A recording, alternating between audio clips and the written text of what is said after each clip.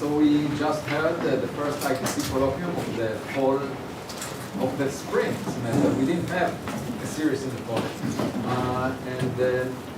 That was an excellent presentation by Viraj Pandya. And in fact, he's following on that. So if we didn't have enough of the Webb telescope news, we will hear something about models of galactic atmospheres and galaxy formation.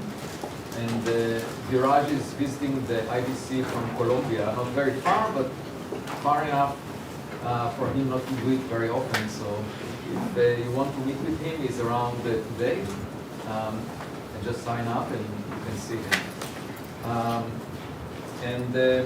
We'll also hear from Zach Murray from Harvard about the numerical exploration of three-body gravitational cross-sections. Where is Zach? Oh, over there in the corner. In the corner. And then from another person from Harvard, Alexia Simon. Alexia? Over there. And she will tell us about laboratory DH exchange in water, volatile mixtures. And finally, from Lucas Pinol, visiting from the Sorbonne in France. Yeah, very well-known university. And welcome you here. And he will tell us about cosmological colliders beyond the lamppost. Okay, we are looking forward to that. Viraj, please take it away. Awesome. Well, thank you so much, Avi, for the very nice introduction and for the invitation. So I'm Viraj Pandya. I'm a Hubble Fellow at Columbia, and I'm very excited. Might not be on. It is on. I don't know if they turned it on. It doesn't seem to be up.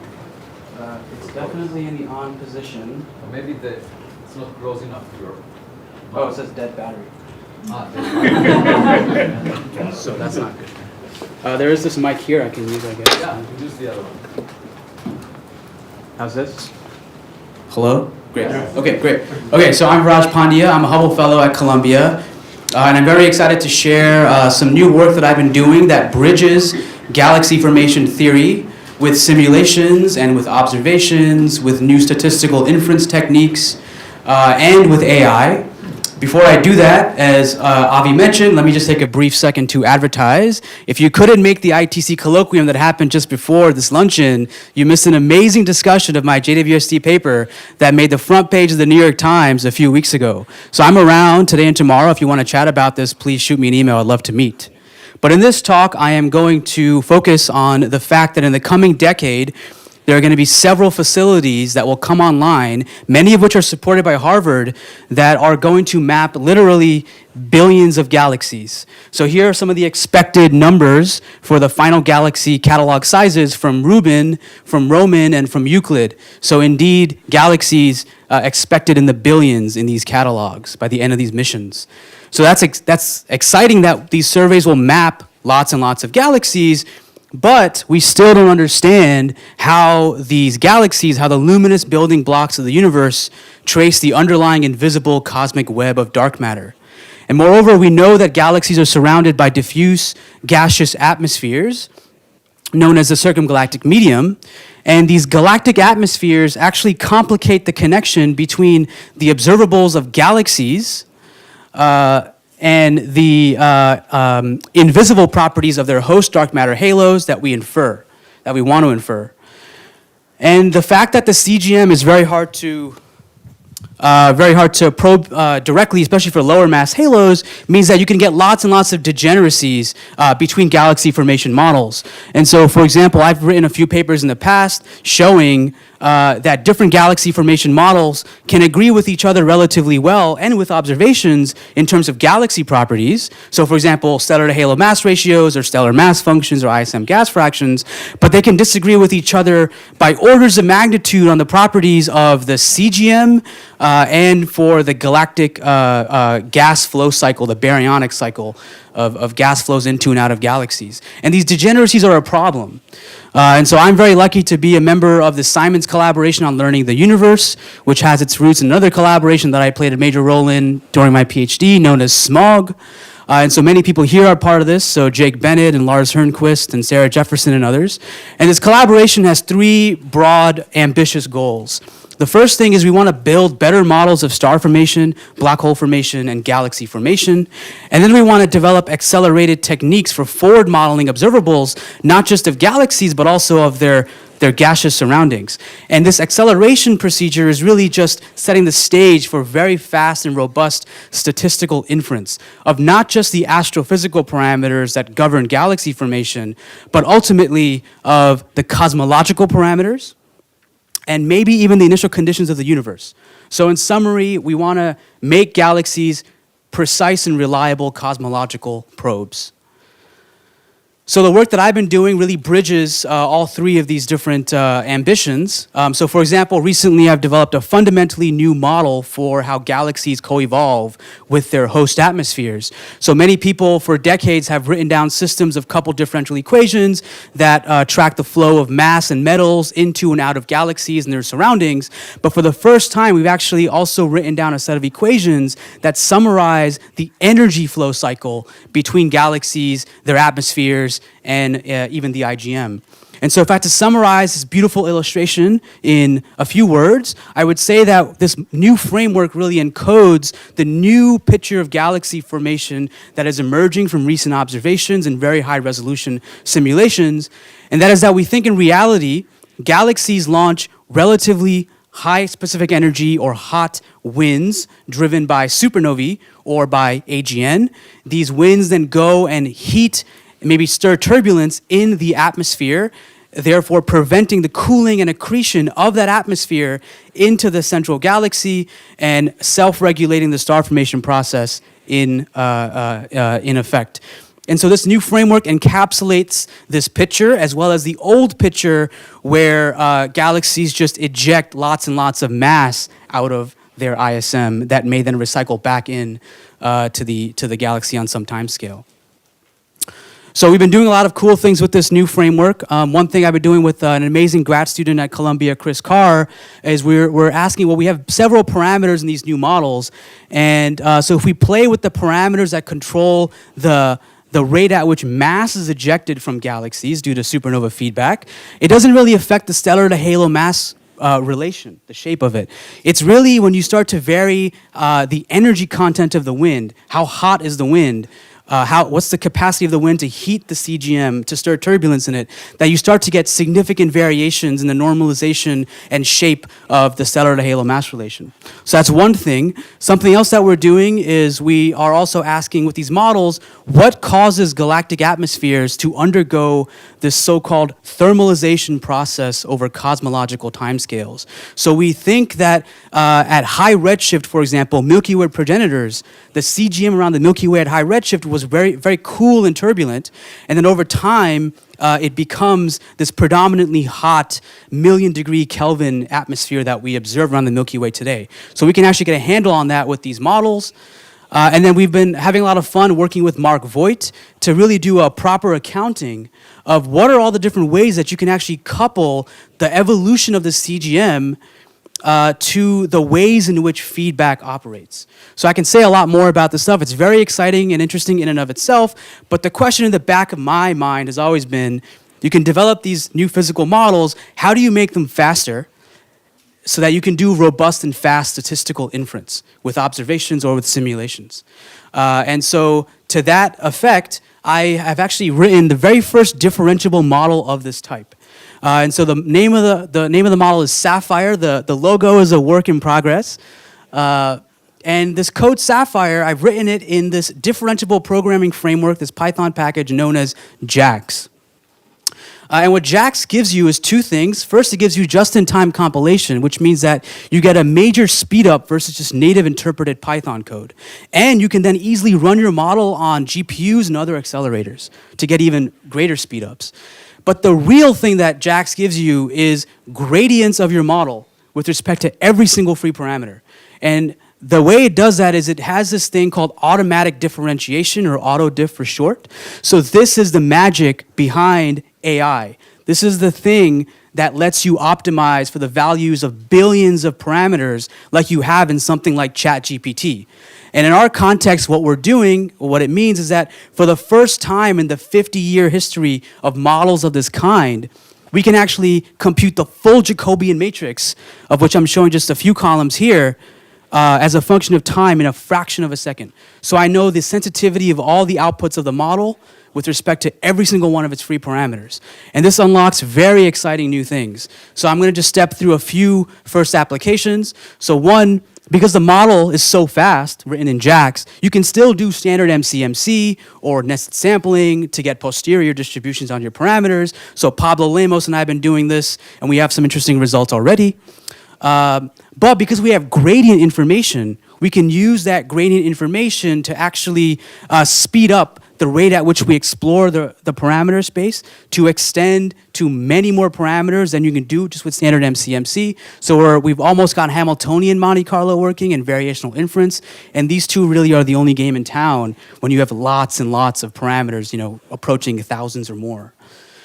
And the other thing we've been playing around with is implicit likelihood inference, where you just run lots and lots of realizations of your model with different parameter combinations, and then you ask questions like, what information do the different outputs of the model contain about the parameters of the model? And then you can extend this to observations in the future as well. So Lucas McKinnon has been doing some interesting work with me in this area. So that's all exciting. I want to advertise that we're also working on adding in more physics into the model, into Sapphire. So I am the PI of a large NSF AAG program with an amazing team where we are working on adding in physics for satellite galaxy evolution to touch base with observations of the evolution of satellites, for example, around nearby Milky Way analogs. So this is very exciting. Stay tuned for that.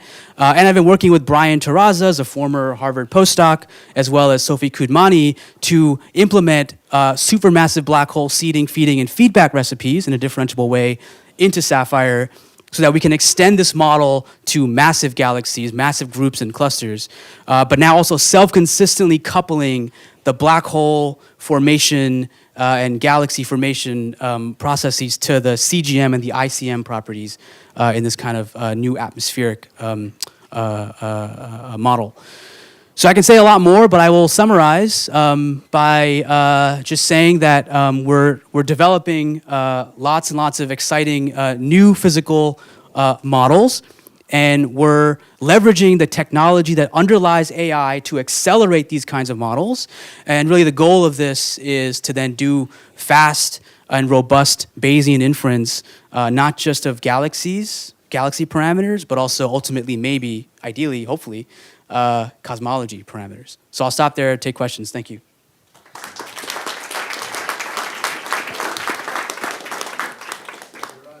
Many of us are fans of artificial intelligence, but also of natural intelligence. And so in terms of the data from the Webb telescope, there seems to be something really drastic happening to galaxies at redshift 10. Above redshift 10, simulations, models do not agree with the data. Below redshift 10, everything is good. What is your take on that, given your sophisticated AI? Yeah. Great question. So I've purposely stayed away from the Redshift 10 universe and above. I work at Redshift 8 and below, where things kind of make sense, unless maybe galaxies are breadsticks. But yeah, it's an interesting problem. I do have some collaborations with some people where we're thinking about ways to modify star formation recipes. A lot of the star formation recipes in traditional semi-analytic models, which are used to confront these new JWST observations, and even in cosmological simulations, those star formation recipes are tied to the molecular H2, but it's very likely that at these very high redshifts, when the gas is so dense, maybe what you care about is just the cold neutral medium in general, which may involve some of the atomic H1. And so maybe there's actually more gas available to form stars than just the molecular H2. There's also things with how efficient can feedback be in these very dense early conditions. So Avishai Dekkel has some interesting work on this with the feedback-free bursts. So I think a lot of those things actually we can eventually implement in Sapphire. All these models have free parameters, and the state of the art currently is you run a few realizations, you plot some predictions compared to the observed luminosity function, and you eyeball and say, okay, this doesn't work. But with this, you can actually start to do inference with all parameters. The IMF is in all this. And the IMF, yeah. It's possible that we have more massive stars. That's right. Beyond Viraj 10. Yeah, with the lower metallicities and yeah. Exactly. Okay, other. Yeah, Your degeneracies that you mentioned earlier on, this is probably due to the limitation of the data, because all those giant surveys are looking at the star rate. That's right. And but you're looking at a million-degree quite medium. So I hope that you'll be making predictions for the X-ray structures that you would see, and that will help us sell the next X-ray telescope.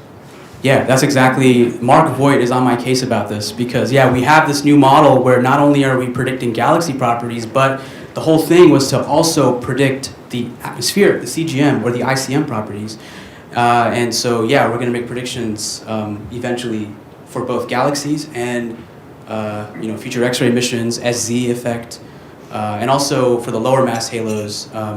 Maybe eventually we'll get more lines of sight from background quasars or star-forming galaxies, so we'll be able to probe the CGM conditions around lower mass galaxies in absorption line, with absorption line studies, with more lines of sight possibly. Maybe with half worlds, for example. Any other questions?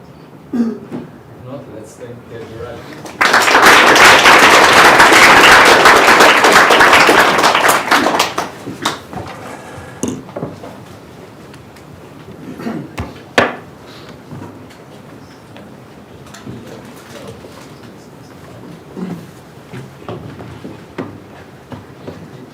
The second microphone should work. Oh, yes. They replaced it. Let's see if we can test this out.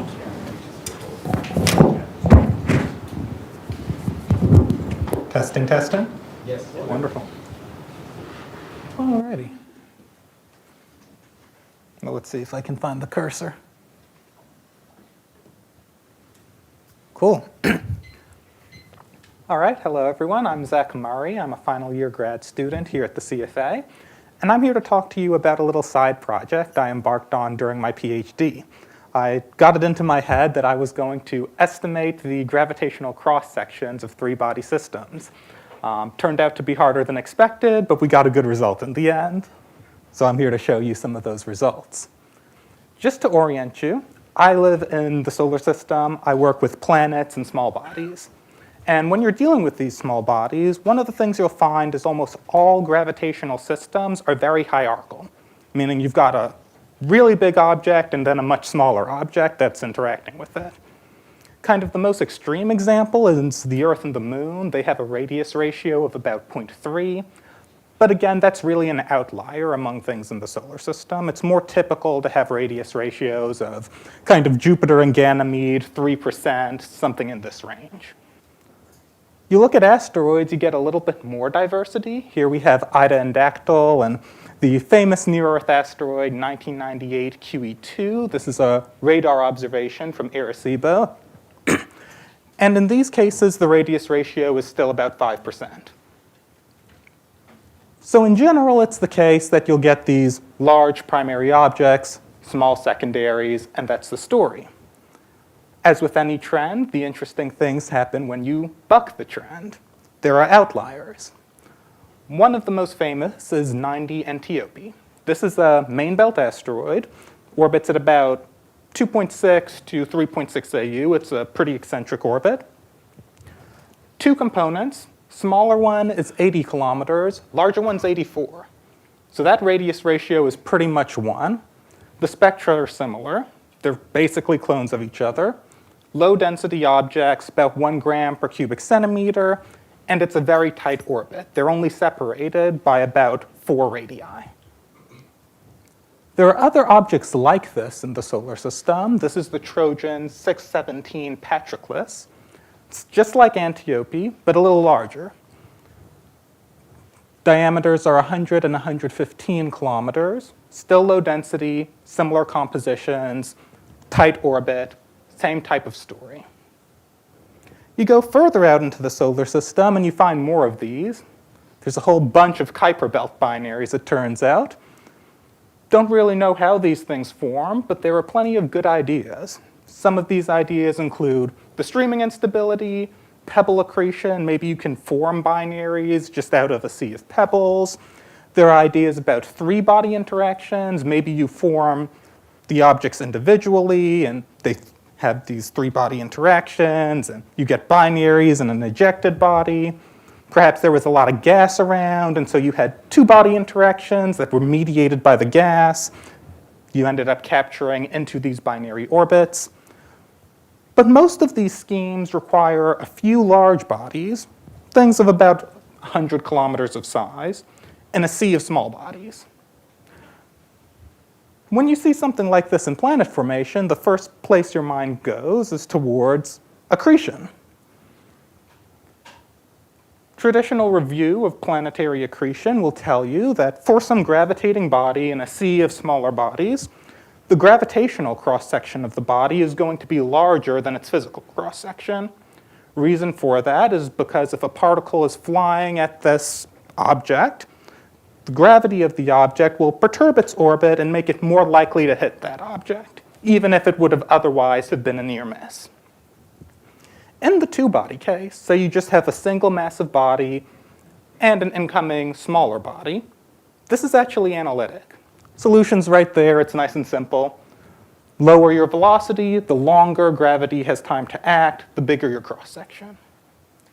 In the 3-body case, if you have a binary down in the center that's doing the accreting, well, suddenly it's not so clear what the gravitational cross-section should be. It's also a harder physics problem because a 2-body binary has extra degrees of freedom. What's the separation? What's the mass ratio? What's the encounter velocity? What about the initial angle between the incoming particle and the binary? Since this is a 3-body problem, you can't really do too much to it analytically. I tried, it didn't go well. So instead you have to tackle this numerically. I'm going to start with the high velocity case, because that's the one case where you can get a little bit of analytic approximation out of it. On the right, I'm showing a bunch of points. Each point corresponds to simulations of about 500,000 particles. You've got about 10,000 particles per angle, and then you have to integrate along a bunch of different angles to generate one of those points. In this regime, you'll notice that the computed cross-section is actually smaller than you would expect if these were single objects. The reason for this is because the objects shield each other. For part of the orbit of the, say, primary, the secondary lies between it and incoming particles, which reduces the cross-section. You can derive an approximate expression for this. You'll get this form over here, and it matches the simulations pretty well. We can see what we're doing wrong if we look at the basins of attraction for this situation. Basins of attraction, if you're not familiar, all I'm showing here are the initial conditions, but they're color-coded based off where initial particles end up. Particles shown in red hit the primary, particles shown in blue hit the secondary. If they're closely spaced, there's pretty much no difference. You can see one occults the other. It's almost just like a visual image. They're just orbiting each other. When they're spaced a little further apart, you can see an interesting effect starts to occur. The primary, when it lies behind the secondary, gets a significantly enhanced cross-section compared to the secondary. Why is this? There was more time for these particles to be affected by the primary's gravity, and so you get a bigger cross-section. I can show you another cut of this data cube. In this case, I'm showing you the cross-section relative to what you would expect in the single case versus the separation for a variety of different velocities. Earlier, I showed you this area down here where you're actually shielding you're shielding each member of the binary from the accretion stream, and so you reduce the cross-section. But as the velocities get lower, this gives way to a different sort of behavior. Suddenly, you increase the accretion rate above what you would expect for a solo object, but it peaks and then falls down. And as your velocity gets lower, it peaks later and later before falling down again. So what's going on here? We can get a little insight into this by looking at some more basins of attraction. This one's a little more complicated than the one I showed you earlier. There's an additional color now, green. Green colors correspond to input particles that entered co-orbital states. If you're in a two-body system, all trajectories either hit your body or shoot off to infinity. That's not true in three-body systems. Those extra trajectories are the ones colored green here. You can see a pretty interesting effect happening here, especially at large separations.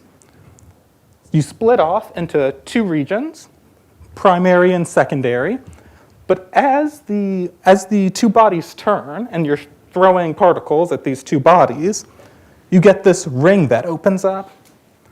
And this ring that opens up ends up having a smaller area than, say, this individual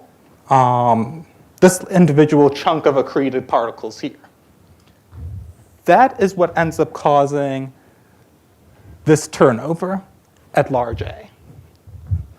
At smaller a, you get the same sort of effect. Ring opens up, you get a gap in the middle, but it's not as thin as it was at large A. And so you get a larger average cross-section. Finally, I can show you the really extreme case. At low velocities, you start to get some really strange fractal-looking shapes here. A lot of chaotic dynamics governing what's going on in there. It's hard to gain much physical insight anymore, but I can compute the integral fairly easily, and when you do, you get a strongly enhanced cross-section. Overall, after 250 billion simulations, we get a giant data cube of cross-sections as a function of separation, mass ratio, and velocity. Binary cross-sections are complicated, is the main conclusion of this work. There are regimes where accretion is enhanced by as much as a factor of 3, and regimes where accretion is suppressed. If you really want to study and understand the Kuiper-Belt binaries, you need to understand this as well. That's about all I have time to talk about today, and I'm happy to take questions.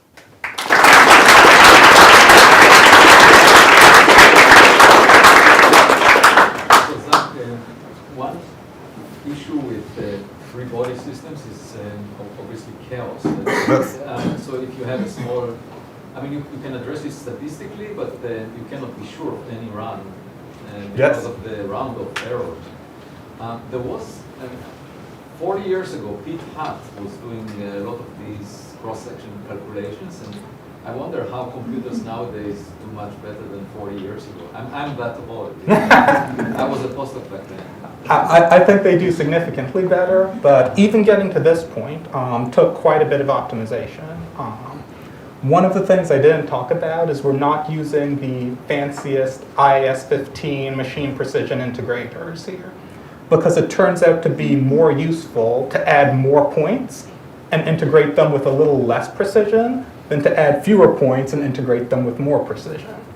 There are also a few algorithmic improvements. By default, I use Rebound for this, and by default, it computes collisions in an order n squared fashion. I managed to get it down to order n, which is the only reason this was possible to do. But yeah, there's a lot of optimization hidden. When you repeat the same initial conditions, do you get different outcomes? Here, I don't think you would. You might get something in like the 13th or 14th decimal place. There's going to be round-off error, things like that. But these are relatively short simulations, and I don't think the Lyapunov time is short enough for chaos to matter.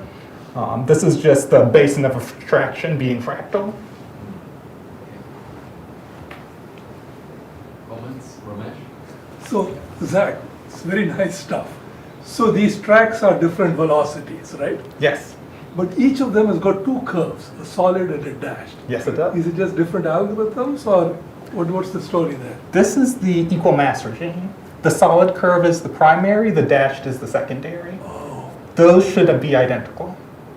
And so this spread gives you an idea of kind of how big are your numerical errors.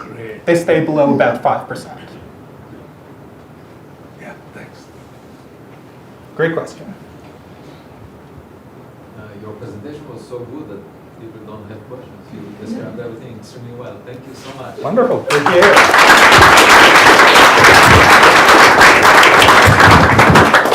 Oh, I might be stuck here. There we go. Okay.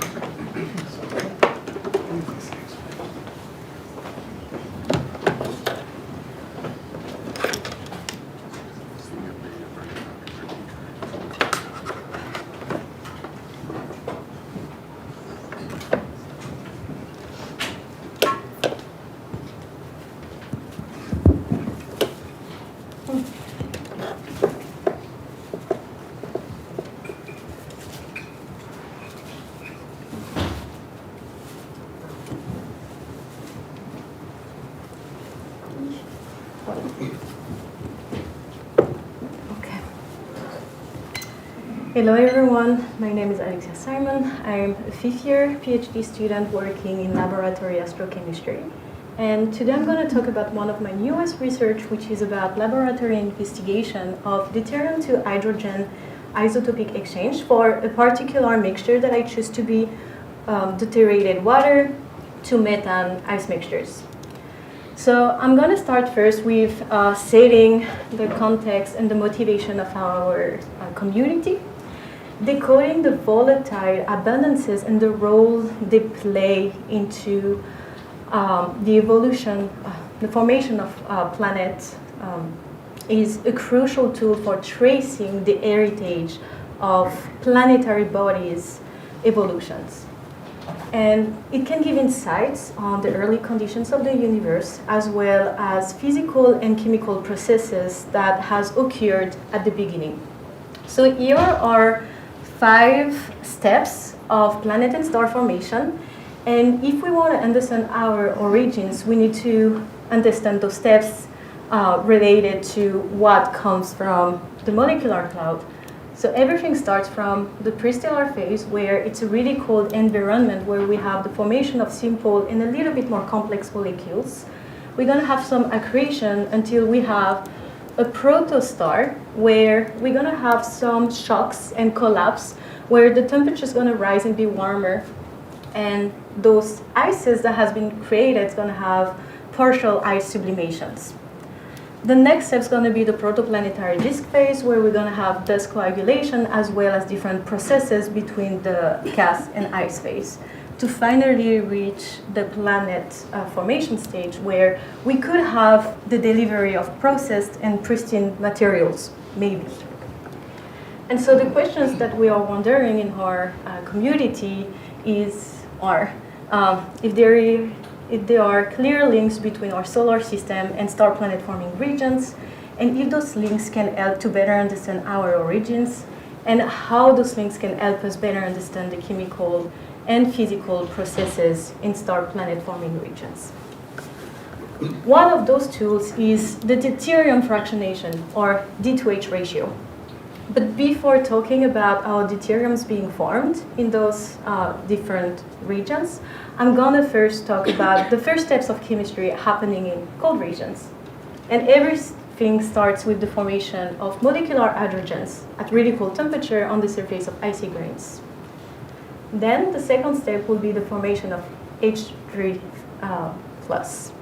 When we have those two molecules, then we're going to be able to form deuterium components or deuterated components. And for that, we can do it in 3 different phases. In the gas phase, in the gas grain phase or reaction. So please don't focus on the chemistry, I'm just setting up the context. But here in the gas phase, we can actually end up with some atoms of hydrogen or deuterium that will come on the surface of our ice to react with a little bit more complex molecule to have deuterated molecules. Finally, the last one could be hydrogen to deuterium exchange directly within the ice mantle of our grain. Some D2H ratios has been measured. Their abundances has been measured in the different regions of the steps of star and planet formations. So we can start with the pre-stellar core to the disk and comets to nowadays. First of all, I would like to point out that we know that the elemental D2H ratio has been set up during the Big Bang to a 10 to the minus 5 ratio. And it has been plotted here. But when all those ratios has been measured in the different regions, we can clearly see that the abundances are evolving through the creation of planets and star formation. And they are quite elevated in those regions. Here are some examples of ratios of some molecules that can show directly high abundances. And so we can clearly see that the D2H changes through the different stages of planetary formation. And so by understanding those different abundances at the different stages, it can give insights on the history, the physical conditions, as well as the chemical evolution. So that's where I'm going to start to step in. In the laboratory, I would like to understand the different processes from an experimental point of view that can actually induce this deuterium to hydrogen exchange in water organic ice mixtures. Here is a representation of one of our experimental setup in the lab, and into this really cold chamber at 10 Kelvin, we can actually mimic the ice grain. So here we can see that could be our grain, and on top we have our ice. We can apply we can apply different sources of energy to that ice. We can apply atom bombardment, UV radiation, or heat. My goal for this project is to actually create 2 mixtures of water methane deuterated, for which I apply VUV irradiation in order to induce my D2H exchange. Some previous work has been done and on both mixtures.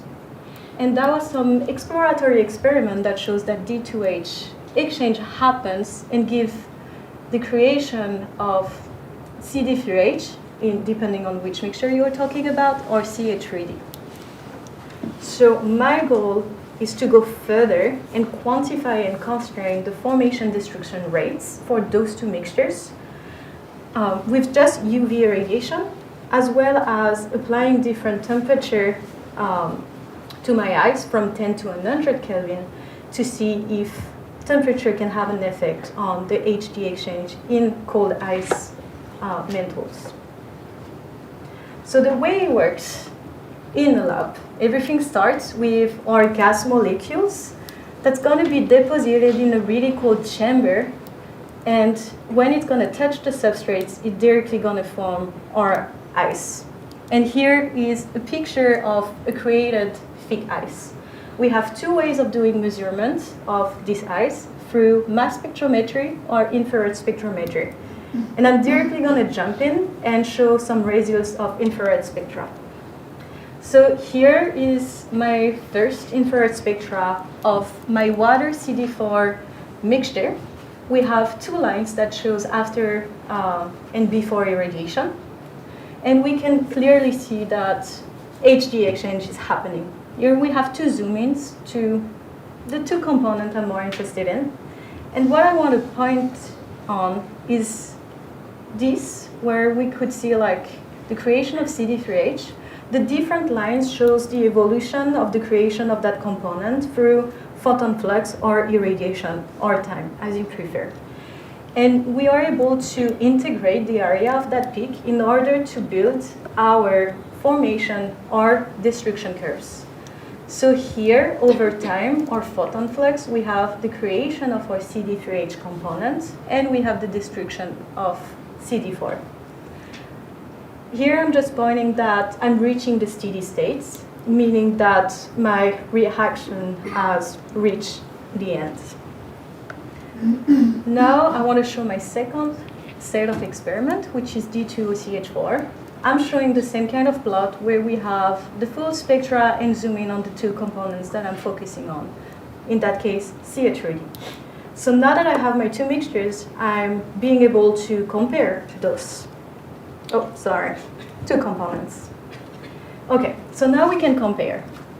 On the left, we have our two formation curves for the methane's components and for the water HDO components. On the left. On the right, we have our formation rate values that has been gotten from the best fit of my formation curves. The color shows the light blue for the methane's components and the dark blue for the water components. The below figures just shows the yield values of each of my curves and for each component, so water, CD4, and D2OCH4. So my expectation when I approached this research was for UV photon, I'm gonna lose more hydrogen than deuterium, which can imply, actually we don't know, either we're gonna have an enriched deuterium component or maybe deuterium depletion. The second thing was that hydrogen abstraction is preferred over deuterium abstraction due to a lower activation energy, which by instinct will tell me that I can have more deuterium depletion and more hydrogen components being created. And when we look at those two components and the values, we can clearly see that actually the deuterium is doing the inverse than what we thought it would be.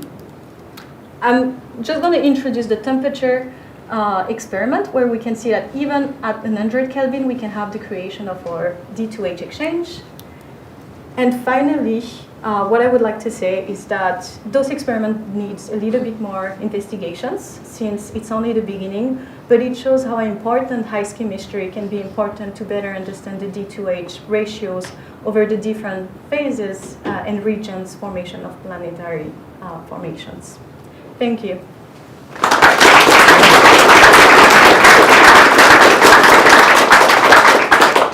Alexia, can you comment on how the deuterium gets incorporated for in life? You know, if you have water with a lot of deuterium, would that then change the chemistry of life significantly in some exoplanets? I haven't digged into that question since what I'm focusing on right now is really like kind of the link between the different stages, and I'm not really focusing on the origin of life. But we can see it even with the D2H ratio that we have on Earth, that it plays a role, but we don't know which one yet. It's very interesting.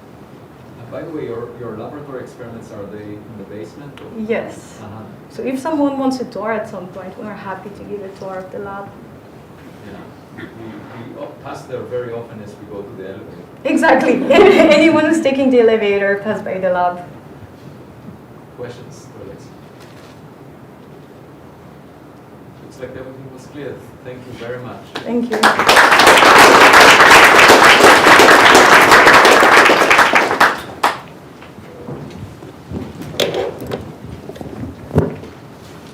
Thanks.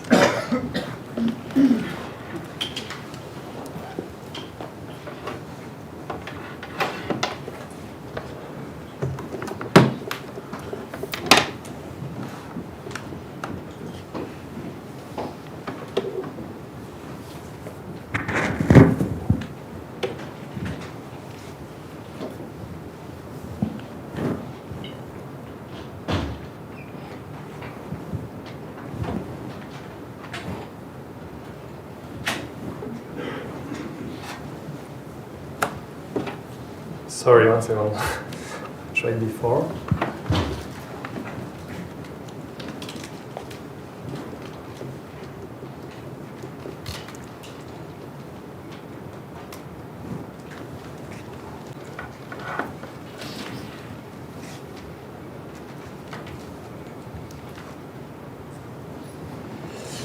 Okay, I'm not sure what's going on. It was working 40 minutes ago.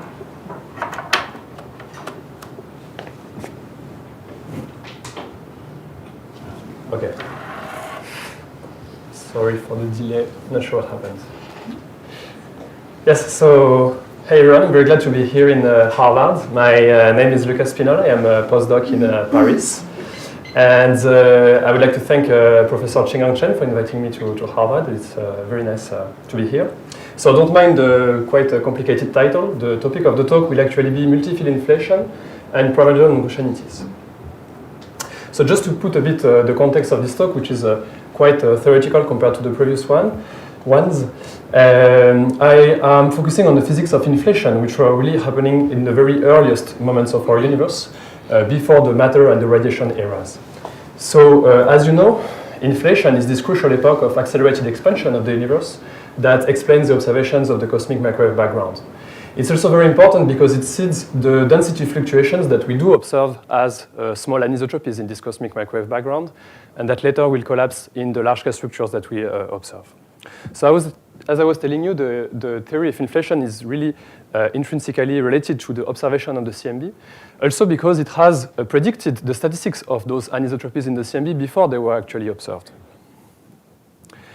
What's really interesting about inflation, in my opinion, is that it's really a unique framework in the sense that it requires both the use of general relativity, of quantum field theory, and we dispose of an astonishing amount of extremely good data.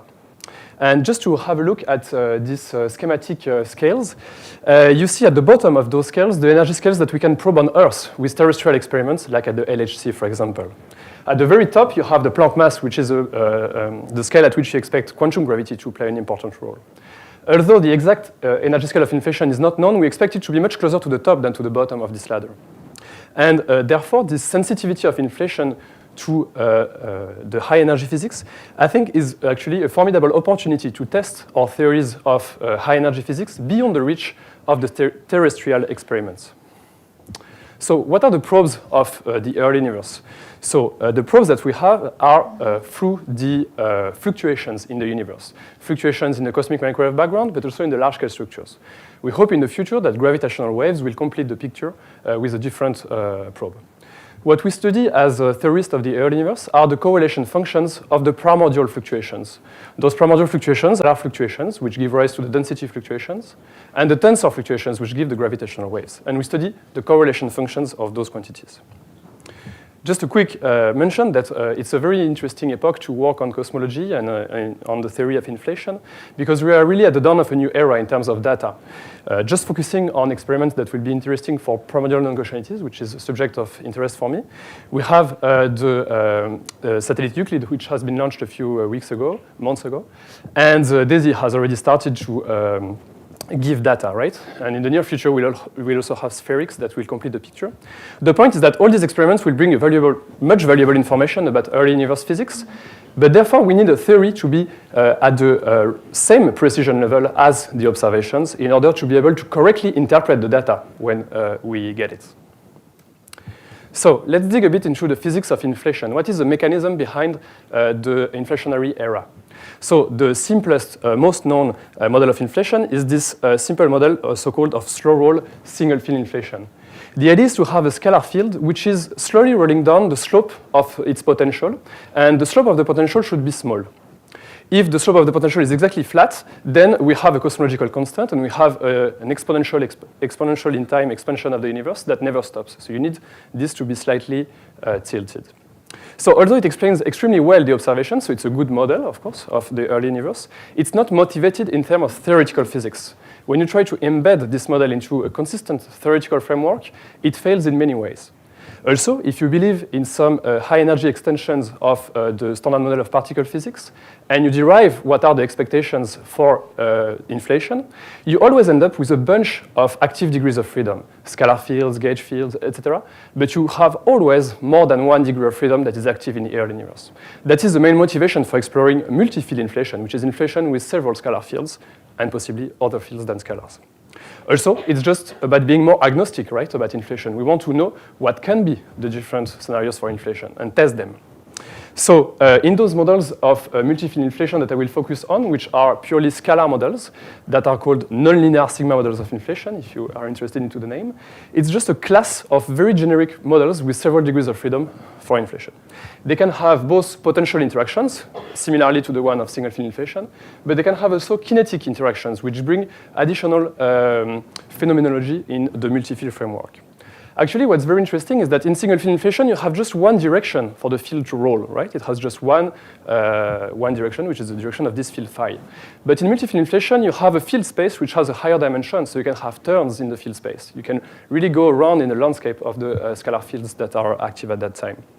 So you have more than one density fluctuation in the universe. You have the usual density fluctuation, that is this zeta, that we call the adiabatic fluctuation, but you have also entropic fluctuations, which are denoted here by these F alpha fields, where alpha goes from 1 to n minus 1, and n is the total number of fields. So what we want to do is to describe those models of inflation and try to find predictions that arise generically, not focusing on a particular model, and try to test those predictions with observations in order to be able to understand what is the correct model for the early universe. So here is a calculation that I did a few years ago, which is to focus on this generic class of models and compute what would be the action for the fluctuations, so these entropic fluctuations that I was telling you about. So what you find when you do this calculation is that you find that the entropic fluctuations, they are coupled to zeta, the adiabatic fluctuation that gives rise to the anisotropies of the CMB. But they also have some mass matrix, which is quite complicated. In particular, the mass matrix doesn't have to be diagonal. So this means that this is a basis for those fluctuations where the interactions with zeta take a very specific form, with just the first of those fields that are coupled to zeta, but then all the F fields mix together in a very complicated way via their mass matrix. Of course, when you have a mass matrix like that, which is not diagonal, but that it is symmetric, you can always diagonalize it, which defines a new basis for those entropic fields that I will call sigma in this new basis. In this basis, they have masses which are well defined, these mi squared parameters, but now they interact in a more complicated way with the curvature fluctuation zeta because they are mixing the previous fields. So those two bases, you may have understood where I wanted to go. They are equivalent to the flavor and the mass basis that we encounter in the standard model of particle physics with neutrinos and quarks. So the analogy goes as follows. Just very quickly reminding the neutrino oscillations, just a simple example. For example, the sun emits mostly electronic neutrinos, right? And even though that's the case, when we observe those neutrinos from Earth, we see a mixture of electronic, muons, and tau neutrinos, even though there is mostly propagation in empty space at first order. This is explained by the fact that the electronic neutrinos are actually not the freely propagating degrees of freedom. The ones that are the mass basis neutrinos, which are linear combinations of the flavor eigenstates of the neutrinos. So once you take that into account, you explain very well why you receive a mixture of those neutrinos. In the context of inflation with my F alpha and sigma I fields, the idea is that the F alpha fields are the flavor eigenstates. They interact in a very specific way with the detector, which is the curvature fluctuation. However, they don't propagate freely during inflation. Those that propagate freely are the sigma fields. And therefore, you can define mixing angles in the inflationary theory, just like you have mixing angles for the neutrinos and the quarks. Now the question is, what process equivalent to the missing solar neutrino problems could hint at those inflationary flavor oscillations, as we called it? The idea is to look at primordial non-Gaussianities in some particular kinematical configuration that we call the squeeze limit for the bispectrum. So there are many names, sorry about that, that's the case. So the bispectrum is a 3-point function of a quantity, which in that case is the adiabatic fluctuation. The idea is that since the adiabatic fluctuation has interacted in the past with those extra fields, they would have left an imprint in the statistics of this adiabatic fluctuation. More particularly, there is a very specific probe of those extra fields during inflation, which is encoded into the squeeze limit of the bispectrum. The squeeze limit of the bispectrum is when you correlate two small scales with one large scale. So on the contrary, in Fourier space, you have one K-mode which is smaller than the two other ones. In that case, we showed that in the case of several scalar fields, more than two scalar fields, you have a very specific imprint of those scalar fields in the squeeze limit as a function of this squeezing parameter. So how squeezed is your triangle in Fourier space? When you go to more squeezed on the left, and when you go to less squeezed, more equilateral here on the right, you see appearing some oscillations as a function of the squeezing parameter. And what's very interesting is that the frequency of the oscillation are directly given by the masses of the scalar fields. And so this was known before my work. The thing that we added was the fact that there can be some mixing between the flavor and the mass eigenstates, and that this mixing is reflected in the fact that now we have modulated oscillations with more than one fundamental frequency, and that by very simply Fourier transforming this signal, you can see some bumps in the signal that really pinpoints the masses of the particles at play, and also by looking at the relative size of the signals at the mixing angles of the theory that therefore become observable, just like the masses of the extra fields. So I will leave you on this conclusion slide, which shows how this signal changes when you change the mixing angle of the inflationary theory. So very happy to take any questions. I'm in Harvard until tomorrow, so if you have any more questions after, you can come to me.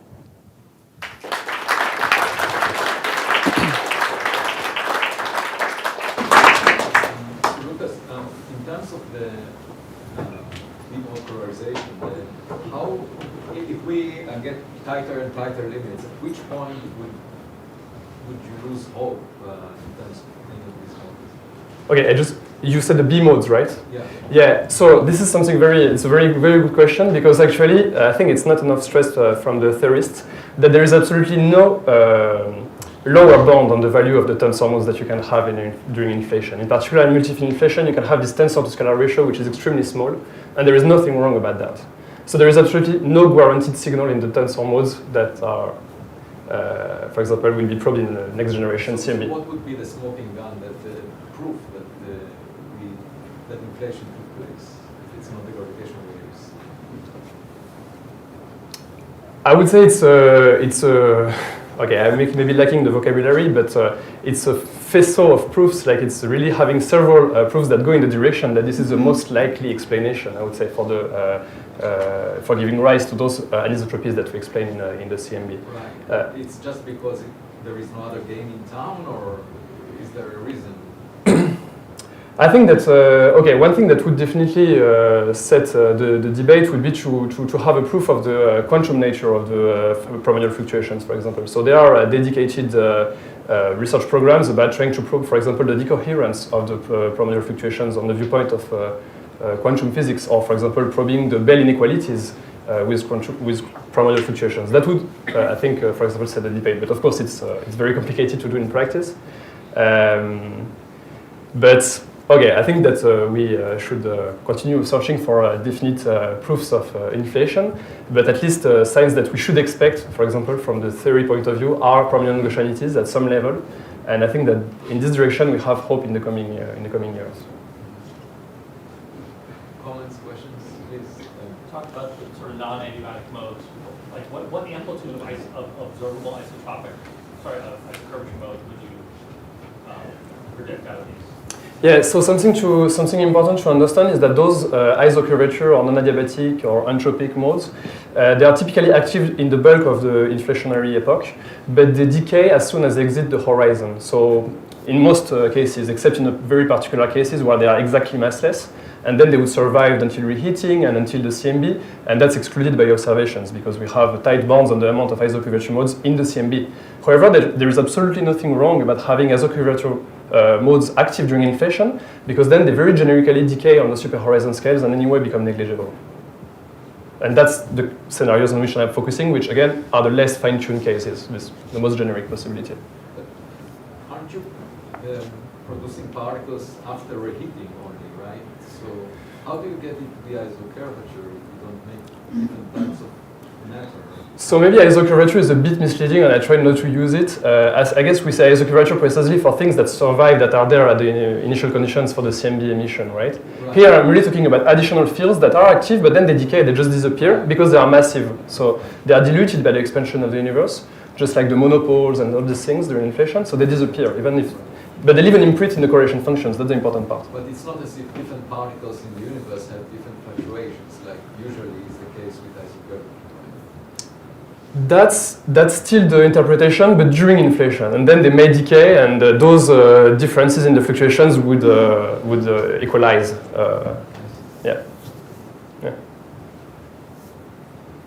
Yes, please. I'll come in with a naive question. So you draw this analogy to neutrino mixing angles, which is very interesting, and I'm wondering. You call it an analogy. Is there anything fundamental about this? Is there a whole class of physics phenomena that can be described in the language of mixing angles? Yes, I think that the deep reason is actually very simple, is the fact to have a mass matrix which is not diagonal. And this may appear in different systems in physics. Neutrinos is an example, quarks is another example. It seems that inflationary fluctuations is an example that was not really looked at before, but that's the basic reason. That's because there is this mass basis which is not diagonal, and there is another basis, and it is in this basis that the properties of the system interact with the experiment, the way we measure it. So it's really mixing different masses together, and this is these oscillations that we can see. Then there are differences with the neutrinos. I mean, it's still an analogy, and it's not an exact equivalence. One of the reasons is that fluctuations in cosmology are not particles, strictly speaking. In particular, we are talking about things that leave the horizon, that are super horizon scale fluctuations, and that could definitely not be compared with a localized particle, like in particle physics, right?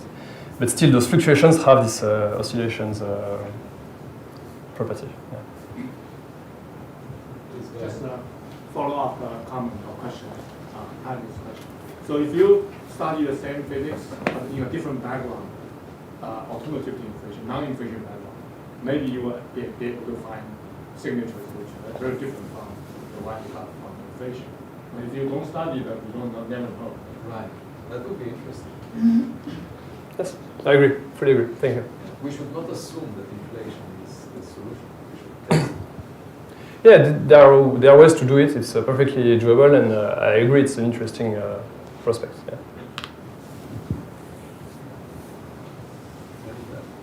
There are no more comments. Let's thank all the speakers today.